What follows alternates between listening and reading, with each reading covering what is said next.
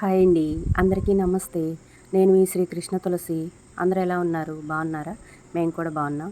ఈరోజు morning vlog ఒకటి మీతో షేర్ చేసుకుంటున్నాను. మన ఛానల్ని ఎవరైనా ఫస్ట్ టైం చూస్తుంటే సబ్స్క్రైబ్ చేసుకొని నాకు సపోర్ట్ చేయండి. అలాగే వీడియో లాస్ట్ వరకు చూసి ఎలా ఉందో చెప్పండి. వీడియోని చూసే ముందు లైక్ చేయటం మాత్రం అస్సలు మర్చిపోవద్దు. ఇంకా వీడియోలోకి వెళ్ళిపోదాం, వచ్చేసేయండి. ఈరోజు పొద్దున్నే వాకిలి ఊడ్చి ముగ్గు పెడుతున్నాను. ఈ వీడియో వచ్చేసి హనీ తెస్తుందనమాట. ఇన్ని రోజులు వీడియోస్ ఎందుకు పెట్టలేదు అంటే, ఆల్రెడీ మీతో షేర్ చేసుకున్నాను కదా, నాది ఫోను కింద పడి పగిలిపోయి సరిగ్గా పని చేయటం లేదు అని. అందుకోసం ఫోన్ లేక వీడియోస్ అయితే తీయటం లేదు. ఈ వీడియో వచ్చేసి హనీ ఫోన్లో తనకు ఖాళీ ఉన్నప్పుడల్లా, తనకు కుదిరినప్పుడల్లా అప్పుడొకటి చిన్న చిన్న క్లిప్లు అయితే తీసిందనమాట. అదే వీడియో చేసి మీతో షేర్ చేసుకుంటున్నాను. ఇది వచ్చేసి శుక్రవారం రోజు తీసిన వీడియో అనమాట. నేను అసలు విషయం చెప్పలేదు కదా మీతో. నేను 7 శనివారాలు వ్రతం చేస్తున్నాను కదా, ఆ 7 శనివారాలు అయితే పూర్తయినాయి. 8వ శనివారం అంటే వడ్డీ కాసుల వాడికి వడ్డీ అంటే ఇష్టం కదా, అందుకోసం అని చెప్పి 8వ శనివారానికి కావాల్సినవన్నీ సిద్ధం చేసుకుంటున్నాం. స్వామివారి కళ్యాణం చేయించుకుంటున్నాం అనమాట. కళ్యాణానికి అన్నీ సిద్ధం అనమాట. నేను కళ్యాణానికి ఏమేమి ముందుగానే సర్దుకున్నాను, ఎలా డెకరేషన్ చేసుకున్నాను, అసలు ఏమేం చేశాను అనేది ఈ వీడియో అనమాట. పొద్దున్నే వాకిలి ఊడ్చి ముగ్గు పెట్టేస్తున్నా. అమ్మ కూడా ఉండటం వల్ల నాకు కొన్ని పనులు చాలా ఈజీగా చేసుకోగలుగుతున్నాను. నిజంగా నాకు ఈ ఎండలకి అసలు అమ్మ లేకపోతే నేను ఎలా చేసుకోగలిగేదాన్ని అనిపిస్తుంది. నిజంగానేనండి, మా అమ్మ లేకపోతే నా వల్ల అయ్యేది కాదు. అసలు ఇల్లంతా శుభ్రం చేసుకోవటం కానీ, అంటే స్వామివారి కళ్యాణం చేయించుకుంటున్నాం అనమాట. అందుకోసం ఇల్లంతా శుభ్రం చేసుకోవటం, సామానన్నీ కడిగి పెట్టుకోవటం, అన్నీ ఒకటి కాదు అన్నీ సర్దుకుంటున్నాను అనమాట. రోజు కొంచెం చేసుకుంటున్నాను. ఈరోజు అయితే బయట పని అంతా అయిపోయిన తర్వాత కొంచెం వంటగదిలో రోజు వాడుకునే వస్తువులు కొంచెం జిడ్డుగా అయిపోయినాయి అనమాట. అంటే నేనేం చేస్తానంటే, ఇప్పుడు ఉప్పు అయిపోయింది అనుకోండి, ఆ ఉప్పు డబ్బా కడిగేసి మళ్ళీ కొత్త ప్యాకెట్ కార్చుకుంటాను అనమాట. దాంట్లో అట్లా ఏదైపోతే అది మళ్ళీ ఆ డబ్బా వరకు కడిగి పెట్టుకుంటూ ఉంటా. మనం ఎంత శుభ్రంగా పెట్టుకున్నా వంటగదిలో వస్తువులు ఏంటంటే పొయ్యికి దగ్గరగా ఉంటాయి కాబట్టి కొంచెం జిడ్డుగానే అయిపోతాయి. అందుకని ఈరోజు ఏం చేశానంటే, అవన్నీ తీసి గిన్నెలకు పోసి, మరీ జిడ్డుగా ఉన్న డబ్బాలు అయితే తిరగమాత డబ్బాలు, పప్పు డబ్బాలు, కొంచెం పంచదార డబ్బా, కల్లుప్పు డబ్బా, అట్లా మనం రెగ్యులర్గా ఎక్కువగా వాడేవి బాగా జిడ్డుగా అనిపిస్తున్నాయి. అందుకని అవన్నీ తీసి ఒక గిన్నెలో పోసి కడిగి ఆరబెట్టేసి, అవి పూర్తిగా ఆరిన తర్వాత మళ్ళీ ఇప్పుడు సర్దుకుంటా ఉన్నాను అనమాట. వంటగదిలో మనం చేసే కొన్నికి వస్తూనే ఉంటుంది. నేను అసలు ఎన్ని రోజుల నుంచి వంటగదిలో చిన్నగా రోజుకు కొంచెం సర్దుకుంటా ఉన్నాను.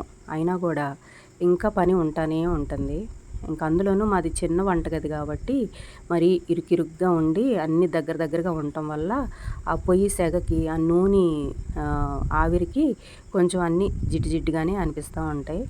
మనం ఇట్లాంటప్పుడు ఖచ్చితంగా విడిగా కడుగుతూ ఉన్నా సరే ఇలాంటప్పుడు మళ్ళీ కడగాల్సిందే.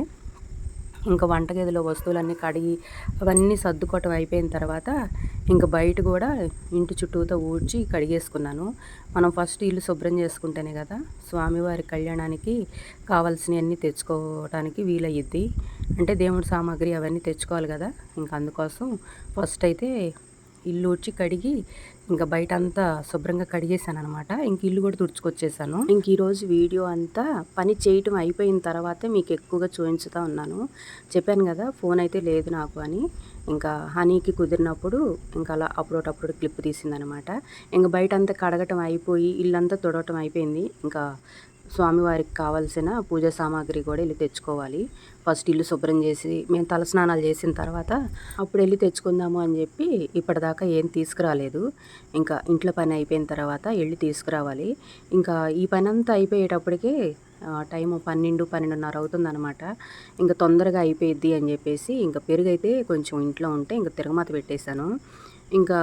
కొంతమంది మజ్జిగ చారు అంటారు, కొంతమంది పెరుగు తిరగమాత అంటారు. ఒక్కొక్కళ్ళు ఒక్కోలా పిలుస్తారు కదా. మేమైతే మజ్జిగ చారు అనే పిలుస్తాం. కానీ కాకపోతే ఏంటంటే మేము కొంచెం చిక్కగా చేసుకుంటాం అనమాట. చాలామంది పల్స్గా చేసుకుంటారు కదా.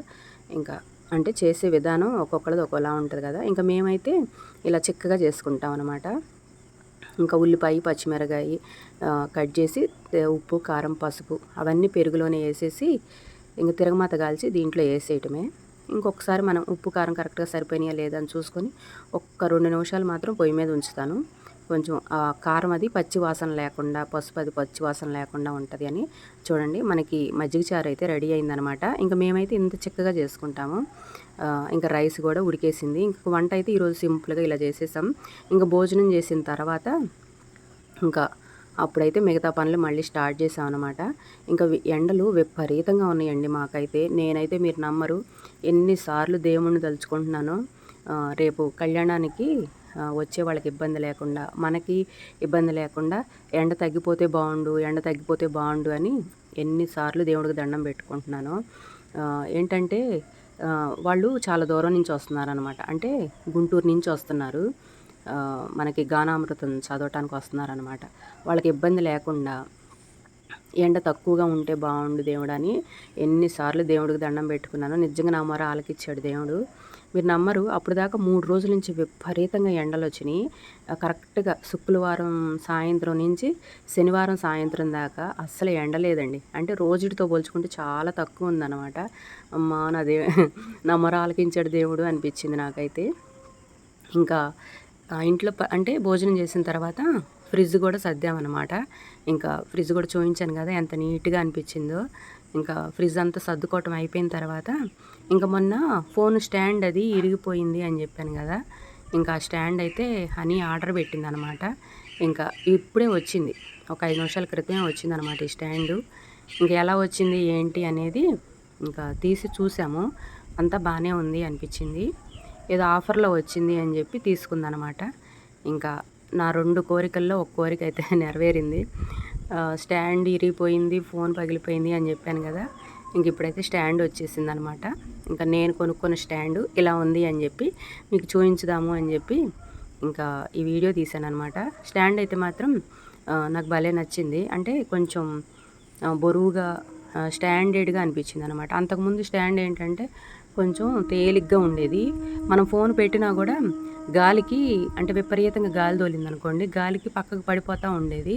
ఇది కొంచెం అంటే గట్టిగా చాలా బరువుగా ఉంది కాబట్టి ఫోను పడే అవకాశం ఉండదులే అని నాకు నచ్చిందనమాట. ఇంకా స్టాండ్ గురించి డీటెయిల్స్ అయితే అవి. ఇంకా స్టాండ్ అది ఇలా ఉంది అని చూపించుదామని వీడియో తీశాను. ఇంక తర్వాత ఫ్రిడ్జ్ అది సర్దుకోవడం అయిపోయిన తర్వాత మా వారు పూజ కోసం అని చెప్పి పూలు తెప్పించారు విజయవాడ నుంచి. ఇంకా బంతిపూలు, పసుపు రంగుయి, ఎర్రయి కలిపి గుచ్చి ఇంకా దర్వాజాలకి, దేవుడి గది దగ్గర ఇంకా అంతా అట్లా దండలు గుచ్చి అట్లా అలంకరించామన్నమాట. డెకరేషన్ చేసాము. ఇంక ఈ డెకరేషన్ ఎలా చేసాము ఏంటి అనేది పూర్తి వివరాలు, అంటే ఎలా చేసాము అనేది నెక్స్ట్ వీడియోలో చూపించుతాను. ఇంకా అవన్నీ గుచ్చి కొంచెం దగ్గర వాళ్ళని, అంటే ఒక 40 మందికి భోజనాలు కూడా పెట్టుకుంటున్నాం అనమాట. అంటే మనం 7 శనివారాలు వ్రతం చేస్తే ఒక 10 మంది చేతులన్నీ కడిగించుకుంటే మంచిది అని చెప్పారు. అందుకోసం కొంచెం దగ్గర వాళ్ళని ఒక 40 మందిని అయితే పిలుచుకున్నాను. ఇంకా వాళ్ళకి వచ్చిన ముత్తైదులకి మనకి గానామృతం చదవటానికి వస్తున్నారు కదా గుంటూరు నుంచి, వాళ్ళకి కొంచెం పసుపు, కుంకుమ, గాజులు, అలాగే చీర, జాకెట్ ఏదో నాకున్నంతలో సింపుల్గా ఇట్లా తెచ్చుకున్నాను అనమాట.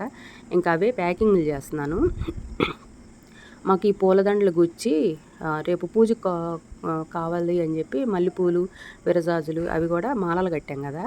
అసలు అక్కడే మాకు టైం అంతా గడిచిపోయింది, చాలాసేపు పట్టిందనమాట.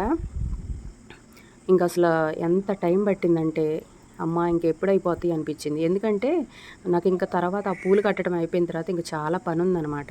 అందుకోసం ఎప్పుడెప్పుడు అయిపోతాయా అని ఎదురు చూశాను. స్వామివారికి ఎంతో ఇష్టంగా కళ్యాణం చేయించుకుంటా ఎందుకు అంత విసుగ్గా అనిపించిందో కూడా చెప్తాను. నేను పొద్దున ఇళ్ళన్నీ శుభ్రం చేశానని చెప్పాను కదా. సడన్గా మాకు ట్యాంకులో వాటర్ రాక ఆగిపోయిందనమాట. ఇంకా వాటర్ రావట్లేదు ఏంటి అని చెప్పి అది సరి చేయించడానికి అని పిలిస్తే మొత్తం అంటే యాసిడ్ పోసి క్లీన్ చేశారనమాట. మొత్తం ఇల్లంతా మళ్ళీ ఆగమాగం అయిపోయింది. మళ్ళీ బాత్రూములు కడిగి, అంటే ట్యాపులు మనకి ఎక్కడెక్కడ ఉంటాయో ఇంకా అక్కడంతా ఆగమాగం అయిపోయింది అనమాట. ఇంక బాత్రూములు కడిగి, ఇంటి చుట్టూతా కడిగి, మళ్ళీ బయట మెల్ల అంతా కడిగి అన్నీ మళ్ళీ కడిగేటప్పటికి నాకు నైట్ 11 అయిపోయింది. అప్పుడు అవన్నీ మళ్ళీ శుభ్రం చేసుకొని వచ్చి అప్పుడు ఈ చీరలు, ఇవన్నీ ప్యాకింగ్ చేసుకుంటా ఉన్నానన్నమాట. నేను పడుకునేటప్పటికి 12 దాటింది. మళ్ళీ చీకటితో 4 గంటలకే లేచాను. ఎలాగైతే స్వామివారి కళ్యాణానికి సర్వం సిద్ధం చేసుకున్నాను. ఇంకా ఇదండి ఈరోజు వీడియో. ఇంకా కళ్యాణం ఎలా జరిగింది ఏంటి అనేది నెక్స్ట్ వీడియోలో షేర్ చేసుకుంటా. ఓకేనా అండి.